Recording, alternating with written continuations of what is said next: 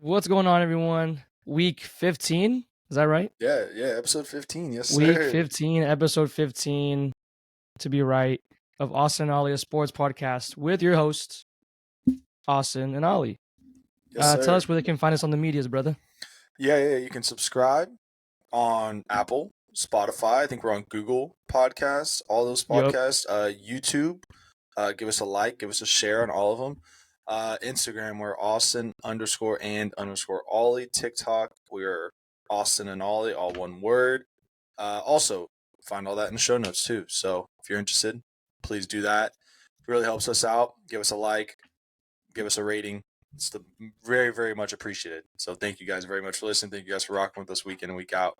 We're going to keep bringing out content and keep doing all this stuff for you guys.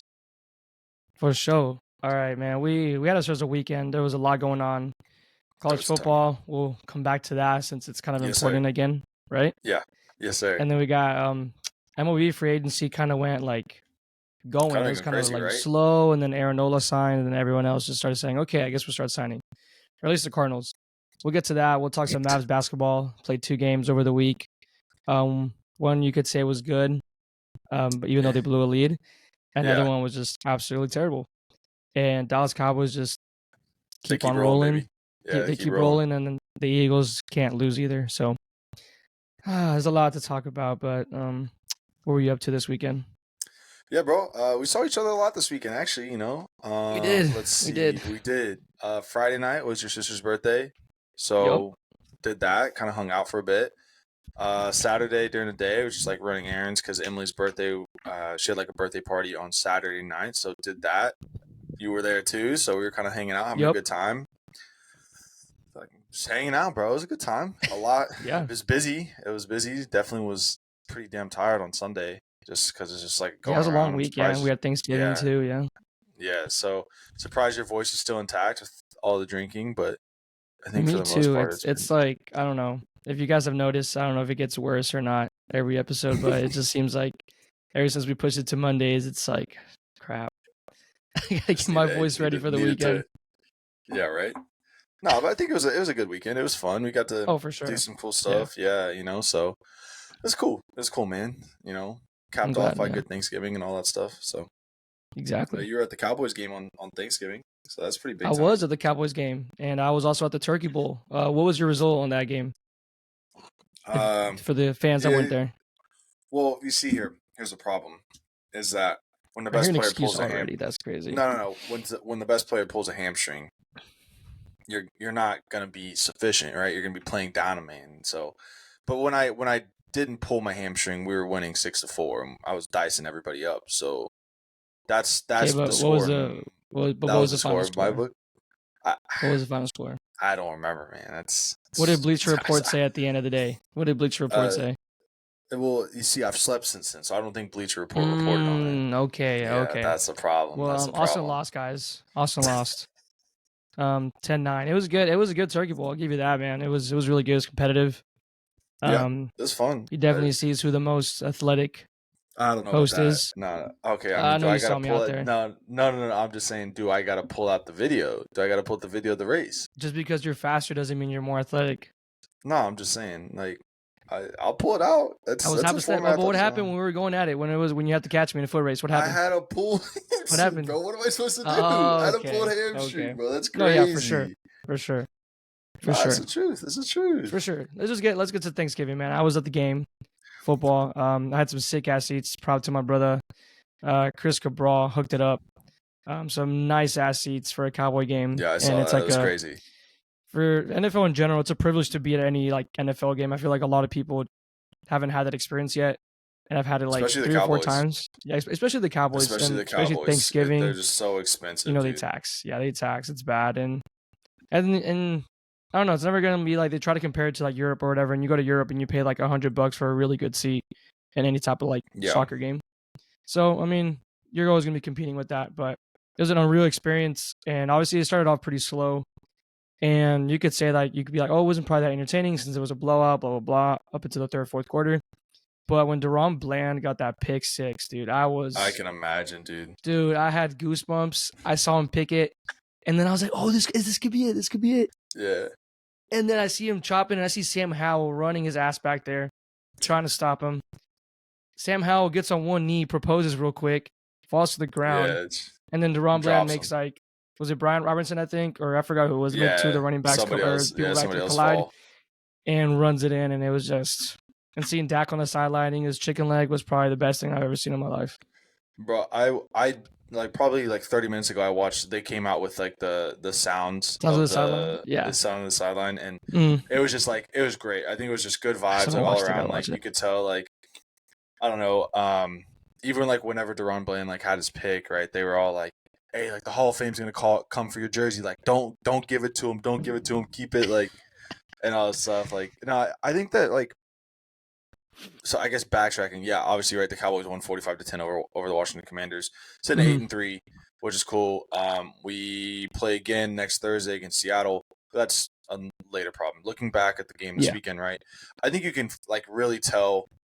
I don't know. I think the vibe around the team is different than I feel like we've ever seen, or we've seen in a long time. Because I think that we've always like had a good vibe, or it feels like they've had good camaraderie. But like, I don't know, something about this year just like, it just kind of feels a little bit different, and it's a little more like optimistic. But also, I will say, right, like I mentioned it last week, the strength of schedule of the Cowboys has been pretty dog shit, right? Like, just haven't played anybody good, but like you're beating the teams in front of you, and you're doing it handily.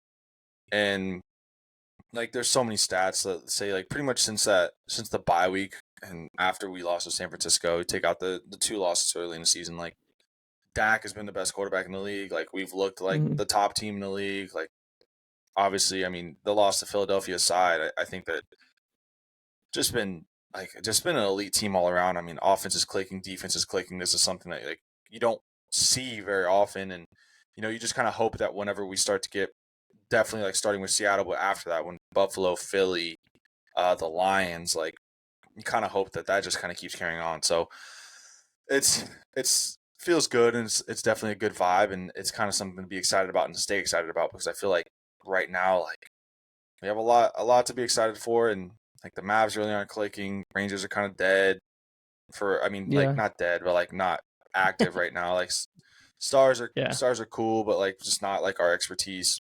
So to have that to have the Cowboys as the one thing that's like really clicking right now is really nice. So no, yeah, I love it, dude. It's I think our plus minus is like out the water compared to the Eagles. I heard about it today. I mean, because the Eagles just winning games within a score or whatever, but they just know how to do it, and I don't know. It's just like something about Philly just like feels so fraudulent, but like they're winning games, so you can't really be like that upset about it, right? Like you can't, like, if I was an Eagles team, like, damn, like we're winning ugly, but like you're still winning, right? So it's just the whole, like, I don't know, it's neither here nor there, I guess, but you're winning, and I guess good for them, right? They're sitting at like 9-1 or 10-1 or something like that. No, I think it's 10-1, yeah. Yeah, 10-1. So just gotta hope that we can do something about that here in a couple weeks. I don't know. I mean, I really don't want the bye personally. I think when you have the bye, it kind of throws off the rhythm, and I think this team is performing at such a good rhythm. You don't really want that, but I think the 5 seed will be okay as long as we can kind of hold on to that. And it looks like the NFC South isn't really somebody to be too afraid of. Too worried about, yeah, whether it's the Falcons or the Saints too. But I mean, that's way down the road. We got to get through it here, and we got to still, take care of business while we need to, and kind of show that we are an elite team capable of winning the whole thing, right? So back to your point with get the number 1 seed. I think they're obviously would want to get the 1 seed for more of the home field advantage, more so of the that's fair. Getting the bye or whatever. I mean, it does help you get rest and stuff like that. But I don't think this bye week is as bad as like when you're the number 1 seed or 2 seed for baseball, where you sit there for a week when you play like every day. But I think in football it's a little bit different, where you can take advantage of it with like just getting health back and just everyone it's just like a regular bye during the regular season. So it depends how your team bounces back and just gives you more time to prepare for it, vice versa, whatever. But I think mostly since this team has been doing so damn good at home, like if you could just stay at home, that would be the best thing ever. And I mean, they would have to beat a higher seed, obviously, to get a home field, or if they can even get a home playoff game, right? Yeah, I guess that's a good point because like if we were to win, I think right now it's Atlanta or whoever won Mm. Atlanta in the Saints game. Yeah, Atlanta. Whoever that is, yeah. So they're the team that we would go play, and so we'd have to go to Yeah. Atlanta to go. So And then and we I would think play, that's a good shout, right? do you know who we play after? Or like what's the next thing after that? Does It's it the low, reseed? like yeah, it reseeds. So Oh, okay. basically, it's just kind of like whoever So else 5. wins. Could probably be the Lions, maybe, right? Or I don't know. Yeah, I would assume it's probably the 3 seed.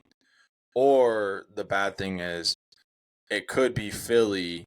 That's what I'm saying. It could be Philly. It could be Philly, Depending on right? So yeah. Depending if there's like an upset or whatever, but yeah. Yeah, so I don't know, man. I think that that's something to look forward to down the line, right? We don't have to worry about it. I mean, it's still what weeks? We just finished week 12, or it's happening right now. So I think we've got a little bit of time, but I think that's something to kind of start looking at. And as long as, like I said, the Cowboys keep taking care of business and something like that, that's obviously right. What you kind of want to see. Yeah. So, what do you think about Dak during the game? I kind of thought he continues to look elite. I mean, he's balling out. He's probably playing the best ball of his life. I love it, man, and congrats to him. If you guys didn't know, he's having a kid with a Latina mommy, as he fucking should. See what happens, guys, when you go to Latina. He just starts bawling, and he said, "I'm securing her by putting a kid inside of her." So that's him right now, and he's absolutely hooping. It's crazy, bro. He's got the dad strength. He kind of said it today. He's got the dad strength. I mean, to have 330 yards, 4 tuds, 0 picks. I think he has the highest expected points added per play of any quarterback in NFL right now. This dude he's playing the best ball of his career, right? So I love it. It's something good to see. Kind of need to show it outside of in a crunch time game because we haven't really had to see that Trust me, he's about to. Yeah, the next couple of weeks after this Seahawks game. Yeah, so definitely need to see that, but I think still right now you can't really be too mad about it or anything like that. I think he's balling. He's doing what you want to do. I mean, he's not really playing much in the fourth quarter, which is good because it's saving him from taking hits or saving his arm or something like that. So I think that's cool. Another guy I thought was kind of important that we kind of needed to see a game like this from him was Tony Pollard. Only ran the ball 13 times, but still 80 yards, a tud, had 6 receptions for 24 yards. So almost just over 100 total yards, was nice, and a tud. So I think to average just over 5 yards a touch, I think is, especially for a running back, is great. And I think CD kind of said it last week, right? We just kind of are picking who we want to get going. I think that it was Tony's turn to kind of get going, and he did, and it was effective without taking too many shots, which is really nice. So yeah, would you believe me if I told you that the highest guy with receptions was Tony Pollard on the team? Yeah, it's unbelievable. It's crazy to think about. There's a lot of checkdowns, man. Hey, and then you know what? That's Dak playing smart though. You got to think about it, right? No, yeah. I'm sure there were a couple screens, but at the end of the day, it's Dak trying to not take a sack, or just getting it to safety route, instead of being 2nd and 13, it's 2nd and 7. I mean, that just makes such a big difference, right? So I think the bigger surprise was with Ferguson, just with 1 reception. Yeah, which is crazy to think about too. And I think that he just shows you how how the script goes with whatever they're playing with. Yeah, it doesn't really matter. And I think that I remember seeing a ton of it was toss sweeps or something like that. Just they were trying to get to the outside more. Yeah. Which I think it kind of works. So if that's what's going to work, bro, and they're diverse in their game plans, which I think is great, and I think it's necessary because I think that they can't just stick to, okay, we're going to force feed CD every week, or we're going to get the ball to Jake Ferguson every week. Just kind of is what it is. What's going to happen is going to happen. So, but yeah, man, anything else in regards to the game last week? I feel it's not really a ton to talk about. But, yeah. I mean, you could no. I was a little worried at the beginning with Dak had CD and I think Gallup too on the first drive. He had them for deep balls and missed them by a little bit. I was just hopefully that doesn't come back and get us. And bro, it was a close game. At some point it was 20-10, and I mean Sam Howell threw for 300 he was yards. Over 300. Threw for 300. Yeah, exactly 300. Showed some good stuff again, and also showed some bad stuff, but only so much you can do. And I mean, I was watching DaRon Bland for the first time in person, and I was just seeing him get he was kind of giving up a lot of yards. I was just like, damn it. Like every time I see him like on a tackle or something, I was like, that's your guy. It was him against Dodson or like Scary Terry. And I was just like, damn, he's really just another Trayvon Diggs. And and I think the bad thing about that too is like he's a cover corner. Like they're gonna go at him, and he's gonna be with the best guy. Yeah. And I think he led the team in tackles last week, which like from your corner you don't really want to see. But still, yeah, that's what I was like. I think I saw him tackling almost. He did lead with 10 tackles. I don't know if that's a good or bad thing. Yeah, but like at the end of the day, right? Like he's not giving up touchdowns, really. Yeah. He scored. He's only given up honestly, 2, I think. Yeah, the whole season. Definitely scored more touchdowns than he's given up, and he's scored more touchdowns than a lot of receivers out there. So yeah.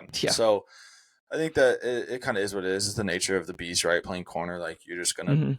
Sometimes you're gonna be on an island, and you're gonna be playing against guys. I mean, Terry McLaurin and Curtis Samuel and those guys they're studs, right? So he's sticking with him. He's doing his thing, and I think like I want to say that like when targeted, like his passer rating that when targeted against is still so low. So. And I don't think he's as big like boom or bust as Diggs was, especially I think it was it 2 years ago when Diggs kind of broke out.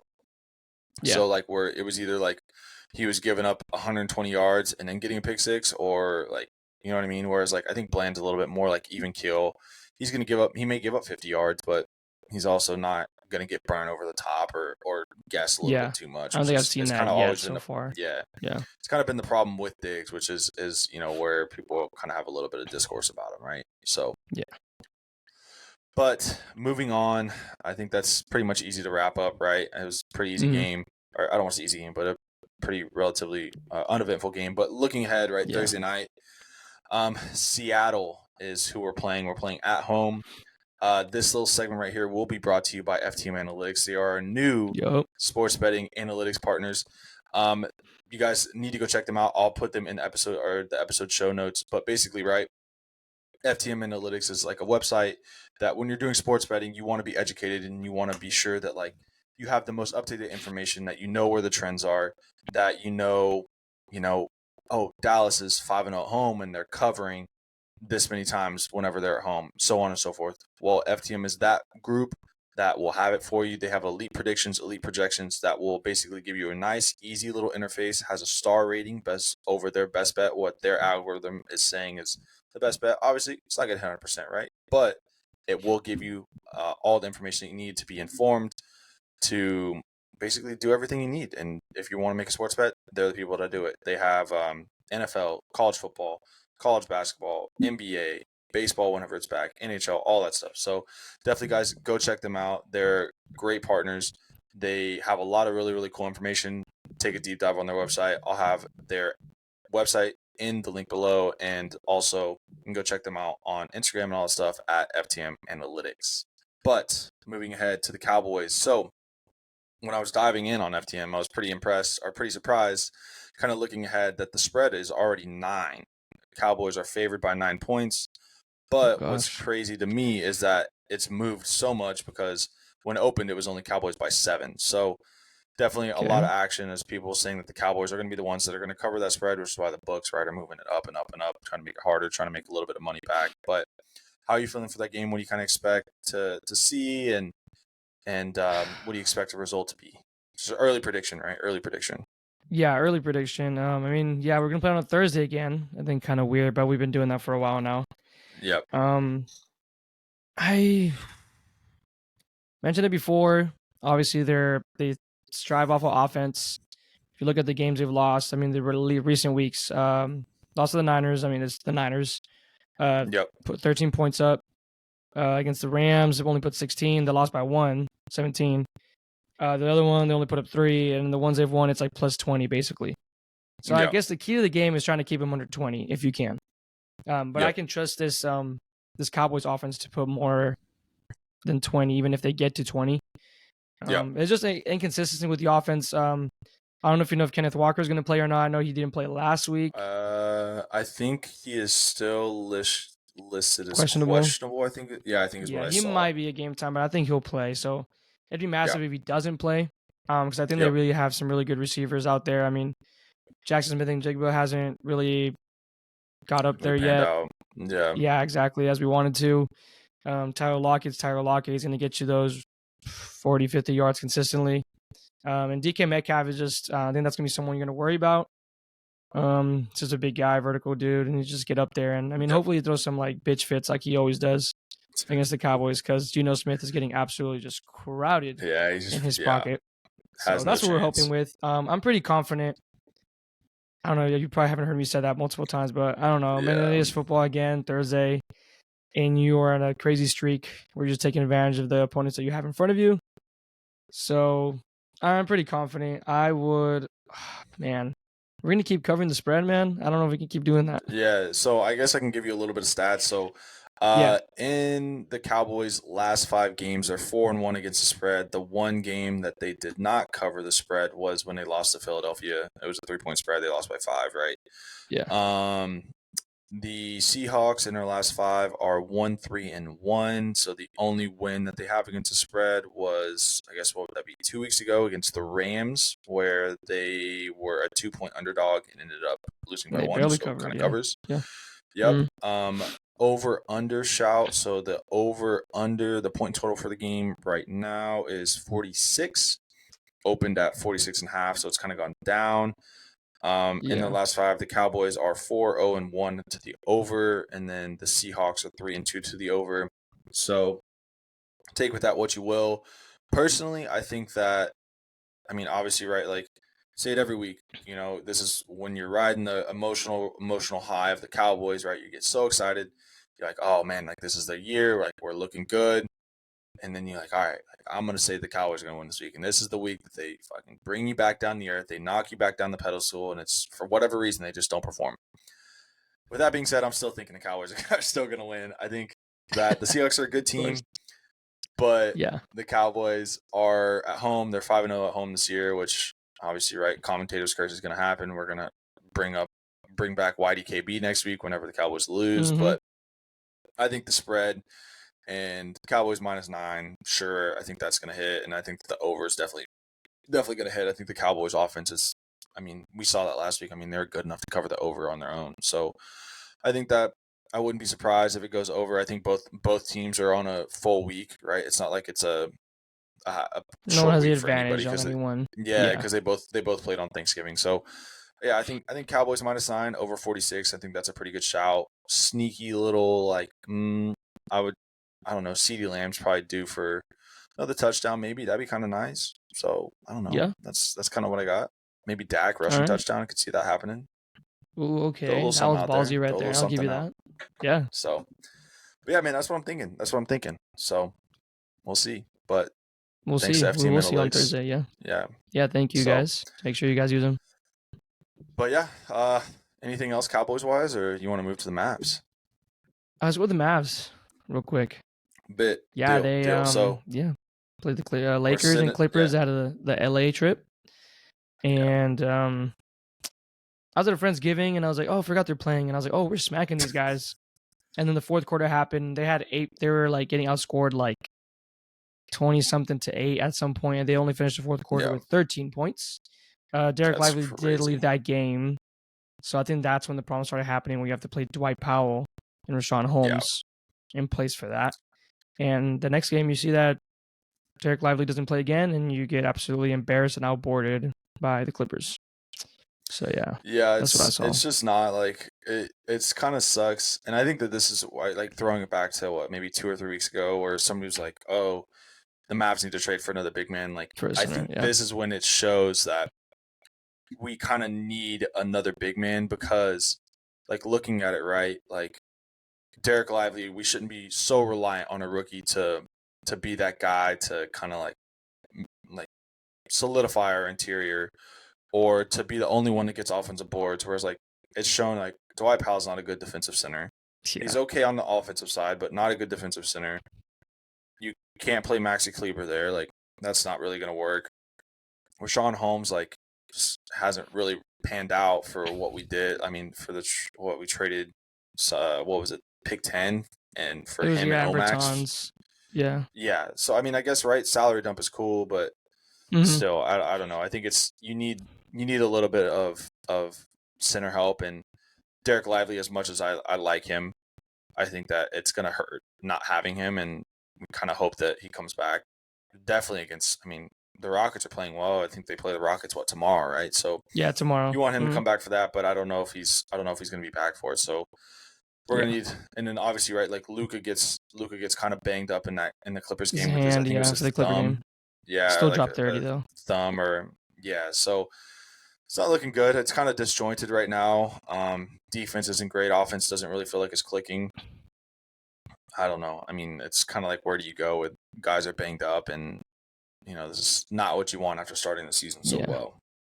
I've been saying everyone though, injuries and I mean, this was the first game the Clipper game was, I think, the first time where your offense was, starting from the Laker game, it started kind of like slowing down with the 101. You were in the 115s, 120 area, and then you dropped 88, and Luka and Kyrie had like, I think, 56 of those points. So can't complain with those guys, but it was just the second chance points where they just keep getting beat. Get outboarded by 20. Yeah, it's not ideal. Yeah, it's just and you were losing by the most 24, and then I mean, maybe it's just hopefully, right, like it's just a little slump, like they were just on a road trip in LA, like kind of is what it is. Obviously, right, guys are hurt. It was a pretty long road trip, so I think they're coming home for a couple of games, I would hope. Yeah, so it is what it is, man. Hopefully kind of figure it out. I was kind of shocked to see that. I didn't realize the Mavs had a 19-point lead, and then with 50 seconds to go, they were losing the game. So like it kind of against the Lakers specifically. Yeah. So it kind of shows how bad they did, and just to kind of is what it is, I guess. So one game was come out with the win. Just happy that you came out with that, because losing that one would just hurt even more than just like a blowout like this one against the Clippers. Yeah, right.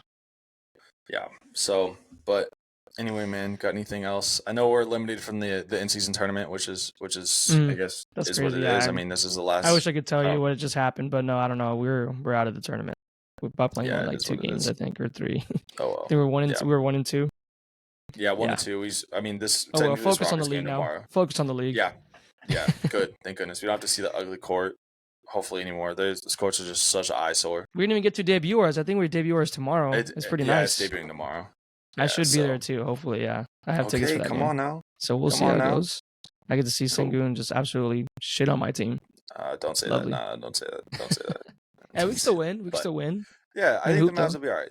The Mavs will be fine. Hey, you can pop out there, shoot a couple threes, help us out, get in the boards. Who? You. I see the hops. I see the legs. Since I'm 5'9" now. Since I'm 5'9" now. You're 5'10". I measured you at 5'10". I'm 5'10". My bad, guys. I'm 5'10". I'm 5'10" now. I gotta update my license. That's what I gotta do this weekend. But anyway, bro, you got anything else Mavs wise? You want to move to bring back the much beloved segment AU? Yeah, man. This has got to be the easiest class I've ever had in college, man. Come on. It was 2 or 3 classes, and professor just didn't show up anymore. Easy A, baby. Easy A. Hey, let's go. I guess I'll go to class the one time he has it again. All right, All right, so look, right, college football playoffs coming around. This week is the championship week, so got all the conference championships going on. But really, the big talking point that we're seeing right now is there's pretty much 8 teams that are available left to make the last 4 spots of the college football playoff, right? So everything could kind of solidify itself really easy. The 8 teams that we're looking at are Georgia, who's undefeated, Michigan undefeated, Washington undefeated, Florida State undefeated. So they're all in their individual own conference championship games. Georgia is playing Alabama in SEC. Michigan just beat Ohio State. They're playing Iowa in the Big Ten. Washington is having a big rematch against Oregon in the Pac-12 on Friday. And then Florida is playing Louisville on Saturday as well in the ACC championship.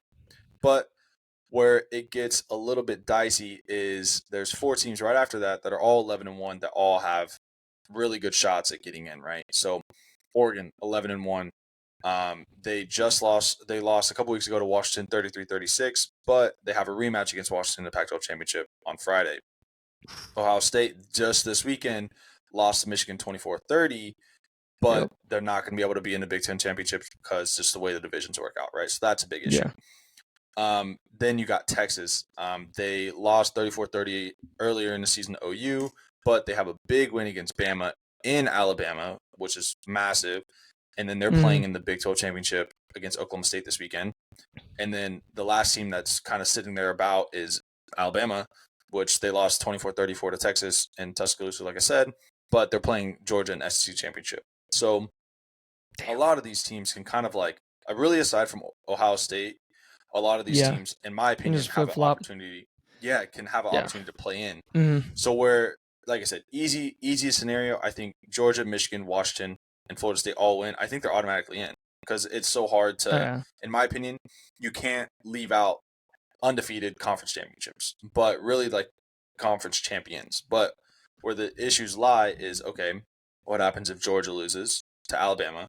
What happens if really it's Washington and Oregon? What happens if they lose and if Florida State loses? So I think that Michigan is probably the one that, of the three, is probably the safest to win. And I'd probably say also Texas. I think Texas is going to win because Oklahoma State's really not that good either. So you have a 12-1 Georgia team that just lost to Alabama. But then, right, like it's just a whole like situation because then, Georgia lost to Alabama. Georgia lost to Alabama. Well, Alabama lost to Texas, so that means that Texas has to go back up. Oh, well, Oregon beats Washington, but Washington also already beat Oregon. So, like, which one do they care about more? Oregon probably gets in because they're playing better ball.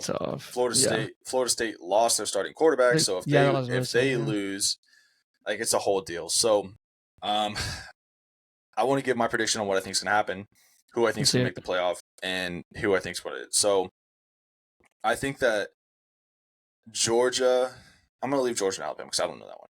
I think Michigan is a lock. I think Michigan's going to win. Yeah. I think Michigan's going to win. I think that Oregon probably knocks off Washington. And I think Oregon's probably playing the best ball right now in the country, which sucks because I think Washington's a really good team. They have a lot of shades of like how TCU was last year. But I think that Oregon's probably playing really good ball. So I think for sure right now, Michigan and Oregon are in. I think Florida State loses. I think they're out because their quarterback's hurt. The guy that Tate Rodemaker, there's the guy that they started last week in place of Jordan Travis. He isn't playing well.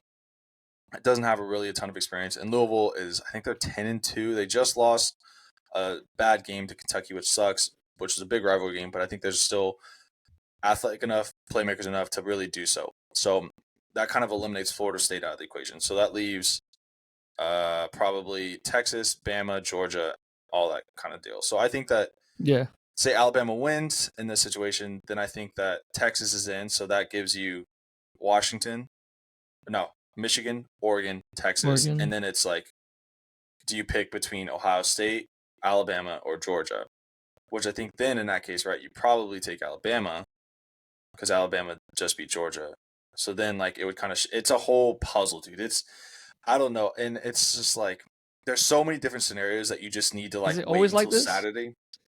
I don't think it's usually this convoluted. Or is it the toughest it's been?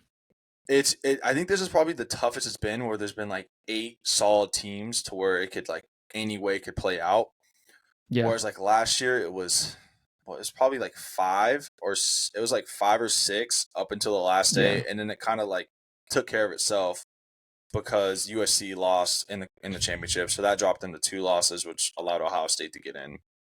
So I think this is just the first year, probably since 2014, which is when the playoff first started, where you've had 6 or like in 2014 it was 6 teams, but this year you have 8 teams that all legitimately have a reason why they feel like they should be in.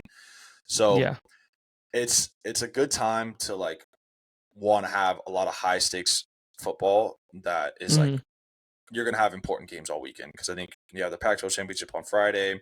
Saturday morning is Texas or Oklahoma State, which like Texas loses that game in a shocking manner. Like they're gone. Oregon, Washington on Friday night's like a big game. Georgia, Bama, I think is at 3 on Saturday. Michigan, Iowa, like, I mean, I doubt that game's going to do anything, but still. And then you got Iowa, Florida State, Louisville. Yeah. So there's a lot of crazy stuff that can happen. I think that, like I said, I think it's going to ultimately be Michigan, Oregon, probably Texas, and the winner of Georgia and Alabama. I think those are probably those are probably the 4 that I think make it. I could see Washington, Oregon flipping, but yeah, man, it's a lot of stuff. Kind of see how it goes, but that's quick and dirty AU.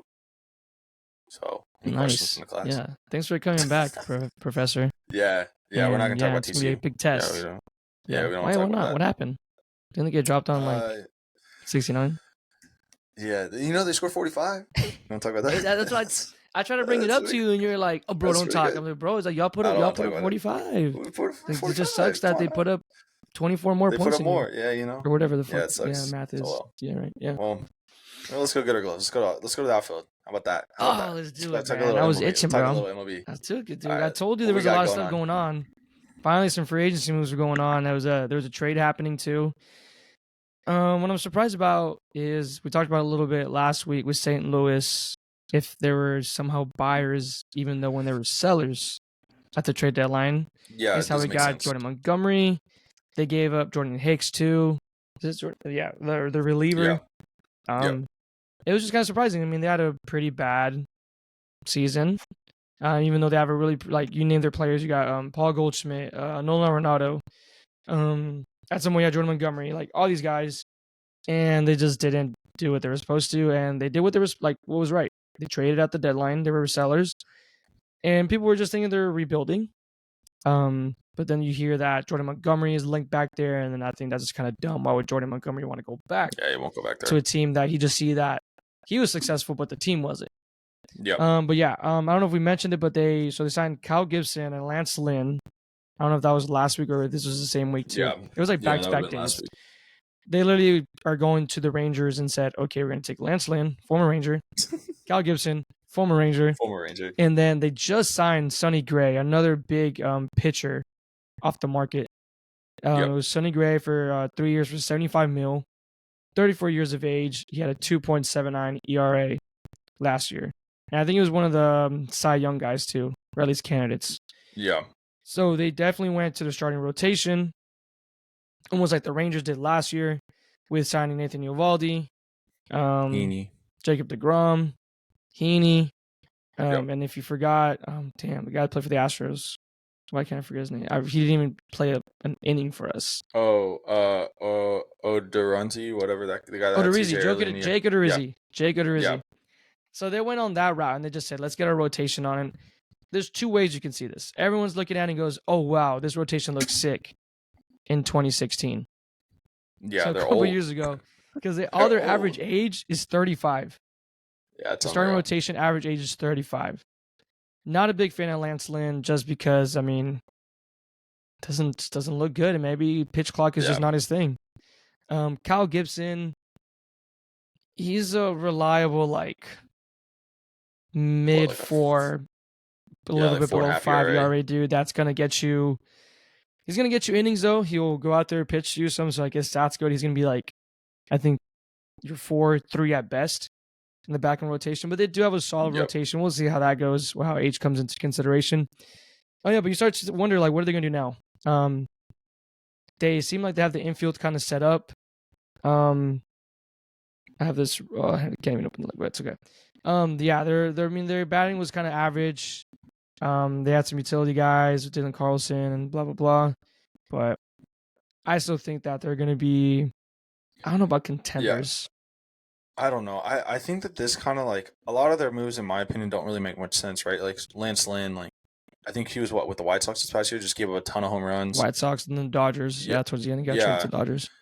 And Kyle Gibson, I think too, is just I don't know. I think they have to have they're obviously right. They're doing it for a reason. So I think that they have to have some sort of belief that, maybe their pitching coach has some idea on there's a reason why they're going out and getting those earlies. But and it's not like these are guys that they're kind of getting towards the back end of free agency. No, these are moves that they're making first 2 weeks before a lot of these big dominoes are even falling. Shohei's still. Yeah, you would think these are the last guys to get out the last guys. I mean, they got Sonny Gray. Yeah. Sonny Gray is massive, I think, in their opinion. I mean, 3 years for 75 is quite a bit. Yeah, I feel like that's a lot for a 34-year-old. 25 for a 34-year-old. But he did have a really good year, so he's gonna be your ace, obviously. Oh yeah, but Lance Lynn and Kyle Gibson, like you said, these are the guys that you would think are it's a couple weeks or a couple days left, a couple hours left in free agency. Go, okay, I guess you can come down here. I'll take him. I'll throw a spring training invite or something like that. I don't know. It's just I feel like it doesn't really make much sense, in my opinion. Obviously, they have to have some sort of reason to do it, but still, I'm not super impressed. I don't think, one or two, if I was in their division, I wouldn't be super worried about them. But obviously, right, there could be some sort of like Moneyball deal at play. I don't know. I mean, maybe there's some sort of Yeah, I mean, that they're they just have looking at the faith. numbers. I don't know. Yeah, who The knows? ERA plus or the whatever those stats they have now for pitchers, they're just looking at all those numbers and Yeah, who knows? I don't know. We'll stay in the National League with Eugenio Suarez. That name sounds familiar. He was a third baseman for the Seattle Mariners. He was there for a couple years. He was on the Reds. He got traded with a big contract and got dealt to the Diamondbacks, the World Series finalist, because they lost to your Texas Rangers World Series champions, in case you forgot. Yes, sir. Oh, yeah, we've got to bring that up. I don't know if anyone forgot. But no. And in the return, the Mariners got a reliever, Carlos Vargas, and a catcher, Sebi Zavala. That's going to be a backup guy. And the reliever is someone with control. He was he throws heat from what I was reading, 98, 99, okay. One of the most hardest hitting or hardest throwing pitchers. So you'll see, I'm pretty sure, a lot of him in divisional games against the Rangers. But yeah, Eugenio Suarez, he batted .232 this past year, so it was kind of, I mean, he's a power hitter. Yeah. 22 home runs and 96 RBIs. Him and Teoscar are gone already from the Mariners. Those were the top 2 RBI getters. So 96 RBIs, you look at that, I mean, if you're close to 100, that's massive. Yeah. I think, regardless of what it is. But when I was hearing, I think the owner and manager was wanted more contact hitter guys, and Eugenio Suarez was really like a go yard or I'm not going yard. Yeah, exactly. Yeah. And they were second in strikeout rate in the whole MLB with 25.9%.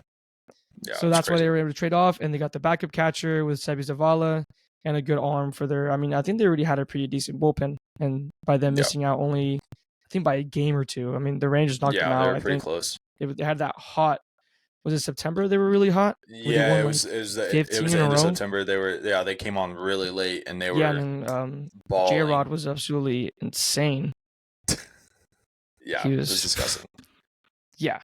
But yeah, they also got Luis Urias. I had no idea, or Luis Urias, however you want to say it, if you want to go Spanish or American. Okay. Luis Urias signs with them, where he got traded by, it was some bum shit, but he was on the Red Sox. He was pretty decent, so I guess that's their starting third baseman now. He was batting like 170 last year, so I don't know what they're doing with that. Like, again, maybe the Moneyball stuff. Maybe he gets contact more than the other guy, but I'm taking the guy that gets 96 ribbies more than. I feel like like he hit 194 on 144 at bats, which I feel like that's got to be that's like pretty much comparable to like a Josh Smith kind of guy. Yeah, but I think that as of right now, I think he's got the third base, so I don't know what they're gonna do now because Matt Chapman's still out there. Another guy that I think that's kind of like under the radar, just kind of under the dust, where I don't know, people just kind of forgot. At least I forgot, but Matt Chapman's pretty good. He had a good month forgot what month it was, but he kind of went down after that with the Blue Jays, but he might go back there. Some Shohei Ohtani news. It looks like I don't know if this is official or not, but I think Jeff Passan said there's like 3 teams that are really in. It's the Toronto Blue Jays. Why? Yep. Dodgers and your Texas Rangers are the top 3 teams. Your Texas Rangers. Your World Series champions, Texas Rangers. Yeah, don't forget. My apologies. No. But yeah, so the Yankees came out, or I don't know who came out, probably like a reporter saying that they're not focused on Shohei, and it's like, cool, you weren't even close to getting Shohei, so it's okay. It's like the A's coming out and go, yeah, we're not pursuing Shohei anymore. But okay, bro. They're going to focus on Yamamoto, the other Japanese pitcher, which I think the Yankees might be the one to get him. Yeah, I think that makes sense. I think that makes sense. Yeah. That sounds like a Yankee signing. It does sound like a Yankee signing. It's going to be a fat-ass contract. Unless the Mets come in and go payroll. But I think they're kind of in the rebuild. But you never know with those guys. And he's a stud, too. And he's young, too, right? He's like 25, 26, something like that. 25, Yamamoto, yeah. He's a dog. Jason Hayward, just a little smaller guy. Signs with the Dodgers. He had a homecoming this year. He did pretty good. Yeah, about 269. Had 15 home runs. Good slash line. 23 doubles and 377 trips to the plate. So yeah, it's not bad. He was pretty good with the Dodgers, and he was a pretty good outfielder too. So he kind of re-upped his career, and the Dodgers said, you know what, we're going to keep you out here. Let's see, unless I don't know what they're going to do in the outfield with them. Yeah, I remember when he debuted with the Braves, I think? A long time ago. I think so, yeah. But because for whatever reason, I was like, we moved out there for my dad's job, and I remember going to Braves games and just him, and that was back in the tail end, Chipper Jones's career and stuff like that. But I remember he was just a baller back then. And to see the kind of him like resurgent, having a career resurgence is pretty cool. Yeah. So 1 for 9, I think and that's a pretty good slash line for somebody that's he's in the back end of his career anyway. So I think that's good for him. Yeah, I'll take that. Yeah, it's good for the Dodgers. Yeah, absolutely. And obviously they're not done because they're still on with Shohei, and I don't know if Yamamoto too. I know it's another guy they're talking about, and I mean Blake Snell is out there too. And yeah, you got to think about it. There's still some really huge arms out there that are waiting to get signed. Exactly. Yeah. And the Braves are in on Dylan Cease. It looks like he should be dealt. I'd be very surprised if he stays with the White Sox, knowing what they're just, I don't know what the organization is going to. Luis Robert too. I mean, I don't know. He probably stays maybe, but that's another guy that people should be looking at. He's a big power hitter and outfielder. Yep. But yeah, those are the two guys in the White Sox that are probably gonna get dealt. And Dylan Cease just looks like he fits for the Braves. It looks like him and Spencer Strider would have a pretty good time together. Just I don't know. I was thinking about it today. I was like, how does Dylan Cease look like? And I just kept picturing Spencer Strider in my head. Strider, they just look the same. Like I was just like, are they this? I was like, no. They're the same guy. Yeah, they're basically the same guy. So he'll probably go to the Braves. The Braves have a lot, and I mean, I think they value starting pitching a lot. So that's another eye to keep on. 2 more Japanese players got into the market because they have to kind of get like accepted or some crap. Yeah, to be like posted. Yeah, posted or something. Yeah. So Young Hoo Lee was posted, or should be posted in December. He's a 25-year-old outfielder. I think this guy's gonna be a pretty low key, pretty good guy. I think he had a good WBC, if I'm not mistaken. Supposedly there's 3 teams on him: Giants, Yankees, Padres. He played in the KBO. That's the Japanese league or whatever. Since he was 18. Korean, my bad. So yeah, I messed out the J. K. 18-year-old, or he was in the KBO since he was 18.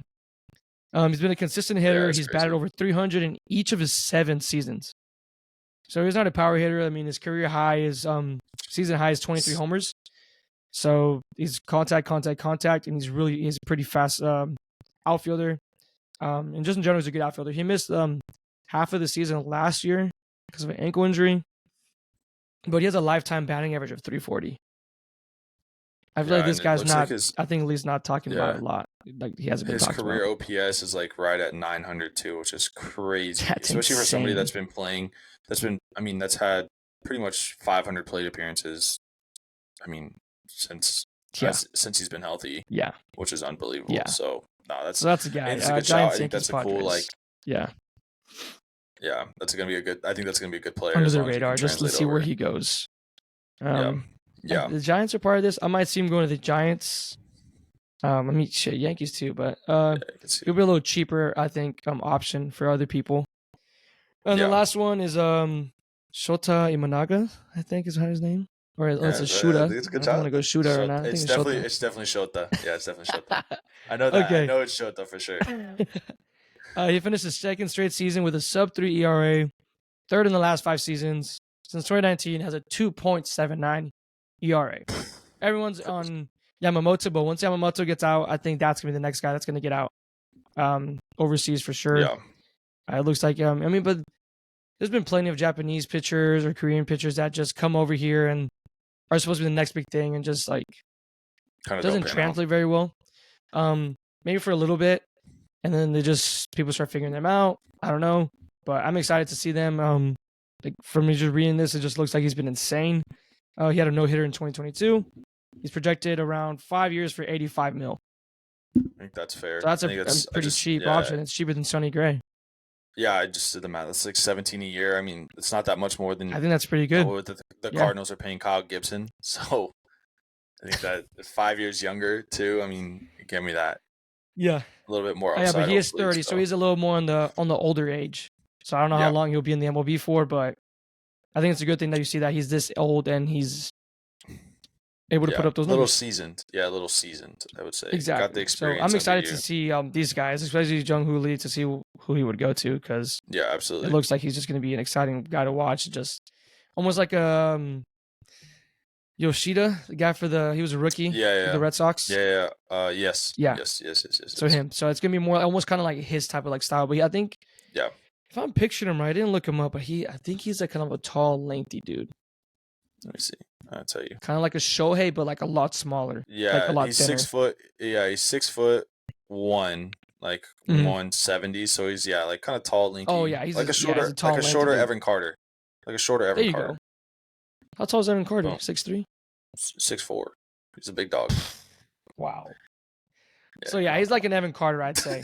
And if he's batting with OPS and then the averages, so yeah, that's all I really got, man, for free agency. I know it was a lot. I told you, man, I'm excited. I mean, this kind of happened. I mean, I told you, Aaron Nola signed, and everyone just said boom, boom, boom. Yeah. So once Shohei signs, it's just gonna like domino just everyone. That's all the dominoes are gonna fall, right? When are the winter meetings? They're coming up here soon, right? Monday, from what I heard. Oh yeah, yeah. So all this stuff, all this stuff is popping off. It's close. So it's close. It's all about their time. I mean, I bet Shohei probably has an idea where he's going to go within the next week or two, because I think I heard that he was meeting with all the teams that he was interested in at the winter meetings. So hopefully the Rangers can kind of figure something out here soon. So yeah, man, that's kind of all I got for today. You got anything else that you want to mention? Or okay, I'm gonna leave you the audience.